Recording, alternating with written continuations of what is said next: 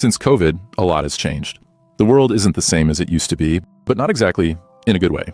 Everything became gray and pretty much colorless. But so did we. Somewhere along the way, we collectively lost a bit of spark. And if you're honest with yourself, you probably feel it too. Every new year rolls around, and we always hear the same thing. Next year will be my year for real. Except it wasn't. Not in 2023, not in 2024, and it won't be in 2025 either. Unless you force it to be. So spare me a bit of your time, and I'll force you to lock in for 2025. But just a quick disclaimer, I'm not here to motivate you. Motivation is a sugar rush, and I'm obviously not selling candy. I'm here to give you the tools, perspective, and kick in the teeth you need to make this your actual year. Like, for real. Now, I'm not going to be too hard on you. I know you've been trying. Or at least you think you have. Maybe you started a bulking plan, but quit after 2 weeks because life got busy.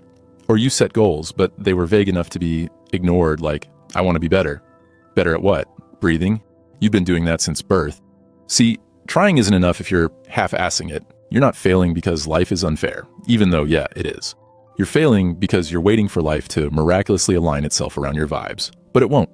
You're the one who's got to align themselves with their goals. And to align yourself, you'll need to start where it matters most. Your time. You're probably used to saying, I don't have time. That's funny because you had time to scroll TikTok for 3 hours yesterday. You had time to rewatch the same show for the 4th time because it's absolute cinema. You had time to stare at the ceiling thinking about how you have no time. Did you see it? You have time. You're just bad at using it. If we do the math, you have 24 hours in a day. Let's say you sleep for 8 hours, if you're lucky, work or college for up to 8 as well, and spend 2 hours eating and existing. That leaves 6 hours. Now ask yourself, what am I doing with them? If you can't answer that without stuttering, you've found your problem. Look, we live in an era where you can learn literally anything for free or close to it. Feel like starting a business? There are tutorials, templates, and even AI tools that'll practically walk you through the process.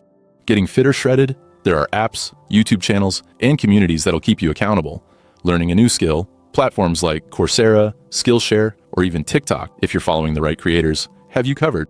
So why are you using your phone to scroll aimlessly instead of using it to level up or clicking that subscribe button below this video? Technology isn't the enemy here. You are.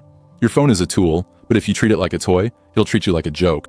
But even then, tools are just tools. They're still pretty useless without a plan. Which brings us to my next point, systems. Saying, I want to save money is cute, but what's your plan?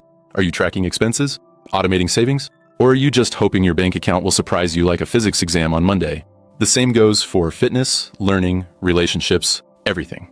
Goals are basically useless without systems. Systems are what make you show up on the days you don't feel like it. They're the boring routines that actually get results. They're the meal preps, the study schedules, the workout plans. They're what separate the people who achieve from the people who talk about achieving.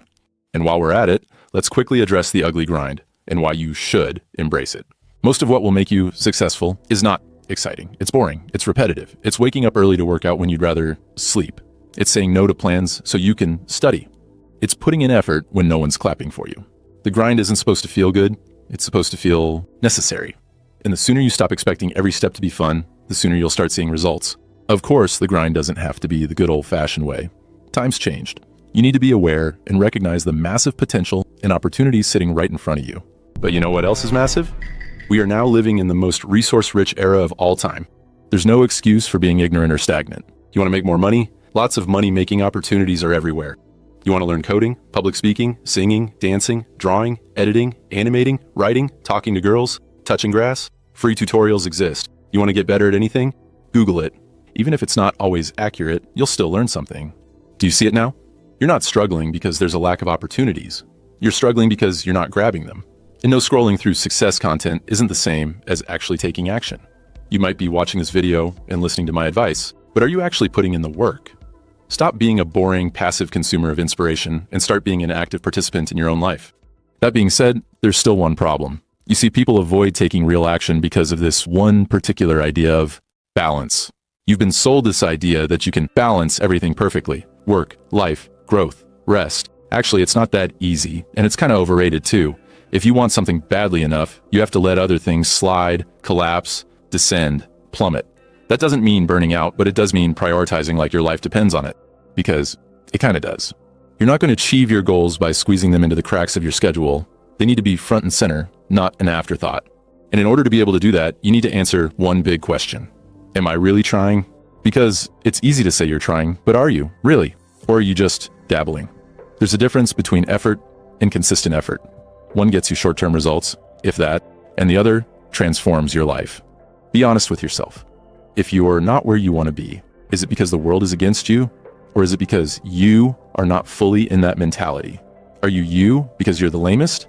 Or are you the lamest because you're you? You can't half commit and then expect full results.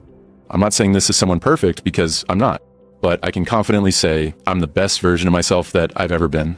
And a big part of that is because I stopped waiting for life to hand me success and started forcing it. Anyways, my point is, if I could do that, what's the reason you can't? I mean, I'm pretty sure you and I are not so different. Look, this is just a wake-up call, a reminder. I'm not going to end this by saying something cheesy like, you've got this. You might not have this. That's up to you. But what I can say is that if you decide to lock in, like really lock in, 2025 can be the year you stop saying, next year will be my year for real, and start saying, this year is mine. The world isn't going to fix itself for you. It's gray and colorless, and that sucks. But you're smart, you're strong, you're adaptable, and most of all, you're a cutie pie. You can fix yourself, and maybe that'll bring a little color back into everything else too. So, are you in? Or are we having the same conversation next year? I mean, you tell me.